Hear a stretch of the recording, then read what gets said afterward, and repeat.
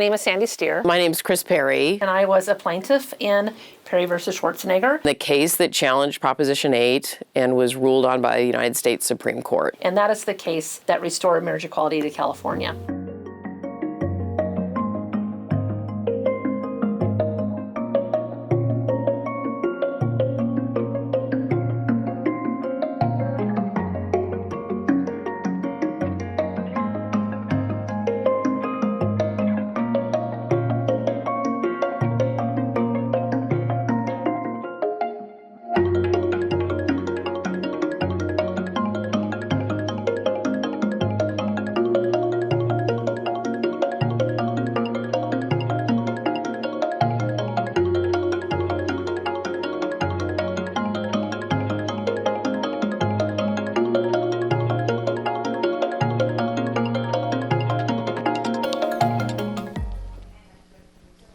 I do. State your name. Kristen Matthews Perry. Spell your first name and your last Kristin Perry. I remember feeling very anxious and scared, honestly, not knowing how any of it would turn out, what the questions might be from the other side, how I would hold up, if I would get emotional and break down a little bit, and how would I cope with that in the moment. So much preparation and so much time had been invested, and people were really counting on us to deliver. And we had already had our depositions. My deposition lasted an entire day, I think maybe 8 full hours. It was very difficult. And I thought, if this happens again, but I'm on the stands in front of all these people, and at the time we didn't know if it would be potentially televised, what that might be like, not only for me, what it might be like for my kids, for my parents, my siblings, and my community. What is your relationship with plaintiff Sandra Stier? Well, Sandy is the woman I love, and we live together in Berkeley. And what is the composition of your family? Is it just the two of you? No, Sandy and I live together in Berkeley with our children. We have a blended family. We both brought 2 sons into our relationship, and Sandy's children are college age and my children are high school age. When did you meet Ms. Stier? Sandy and I met in, I think, 1996 while we were both working at this same place. And describe how that relationship, again, in general terms, how did that relationship grow, and what did it grow into?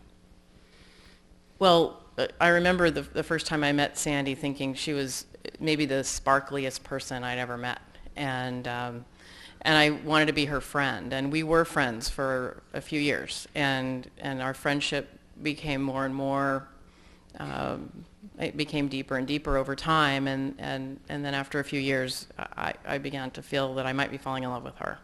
It is so remarkably special to fall in love like that. And to have it reciprocated made it 10 times more intense. The fact that Sandy wasn't out yet was just such a whole different journey. I grew up on a farm in Iowa. So, as I say, when I grew up, it's like growing up 50 years before the time that it actually is, because I just had a really sort of an old-fashioned life. And I did not come out until much later in life. So when I was right out of college from University of Iowa, moved to California, got married to a man, had 2 kids, and knew that something wasn't working for me.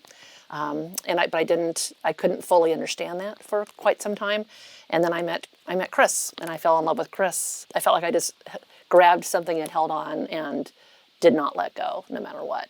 And the no matter what was a big thing, because it was difficult. It's difficult at that age. It's difficult with children and family.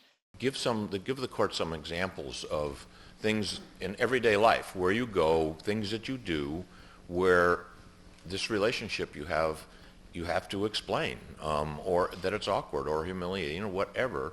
Just give the court some examples. Well, there are a number of examples. It could be anything from going to our younger son's school and having to pick them up for something and telling, I consider myself to be their stepmother, and I do get Mother's Day cards, So I think they think the same thing of me. But if I pick them up, I have to explain who I am.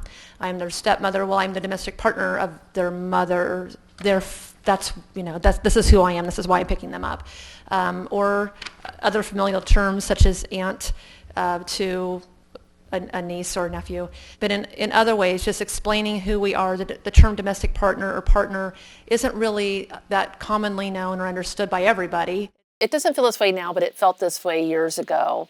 If I were to refer to Kris as my wife, I would expect to get looks like, in a askance look of, what do you, no, you don't get to call her that. You have to fight for your own internal legitimacy that I do get to say this word. It's true for me. The word partner, I just never really fully embraced it, even though we had domestic partnership for years. It was all that was available to us.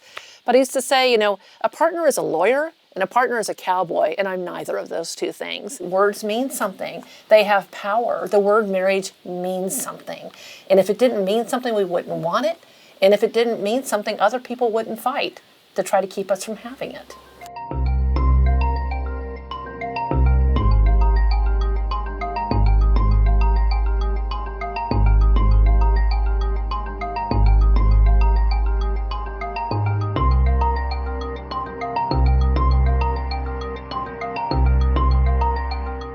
That was the very first time we ever let ourselves, or that we had the opportunity to be married. I think for me, it was incredibly moving to be in a situation, to be able to do something I never thought I would be allowed to do.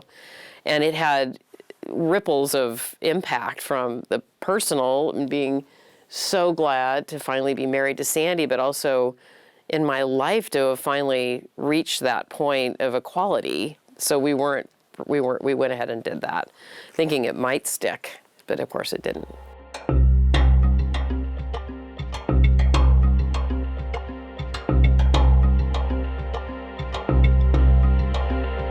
A few weeks after our August ceremony, the state Supreme Court ruled that the San Francisco weddings were invalid.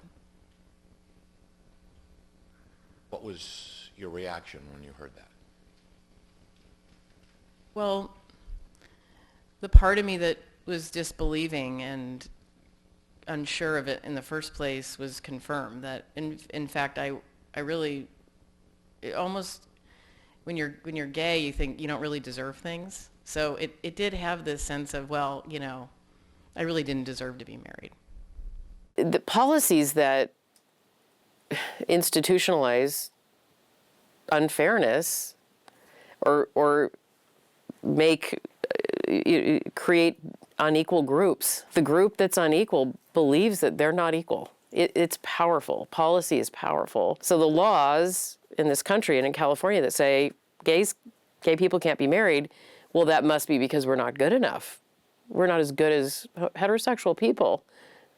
And you internalize that state. You internalize those policies and beliefs into your own psyche.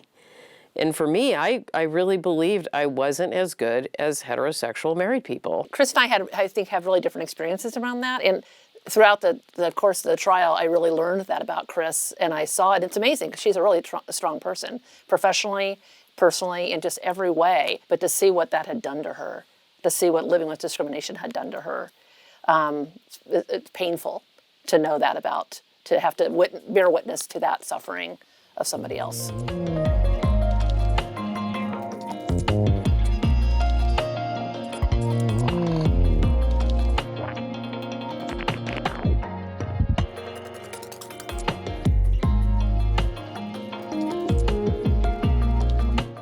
This question had no business in the political sphere. Oppressed groups need protection from the majority. That's been true for centuries in our country.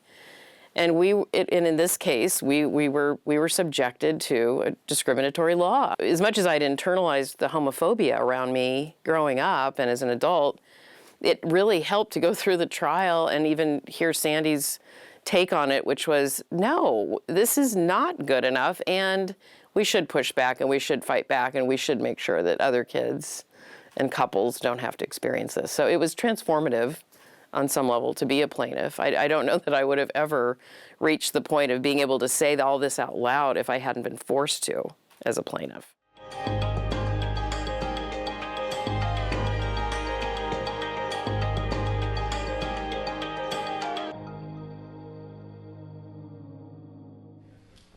Tell us what it means to you as a plaintiff in this case. If you were to be successful, how it would change your life? Well, I think it would change my life dramatically. The first time somebody said to me, "Are you married?" and I said yes, I would think, oh, that feels good. It feels good and honest and true. It really did change our lives, more than I thought it would. We just settled into a different phase of our relationship. We really became more of a family. It was better than what I expected. And not just the getting married, like the wedding itself was phenomenal, but the way the relationship matures and the depth of trust and the faith that you're able to have because you're not preoccupied with losing it, that you get to actually invest in it, the actual marriage, not in getting married, but being married. Wow, that's just so different. And that I still feel grateful for that.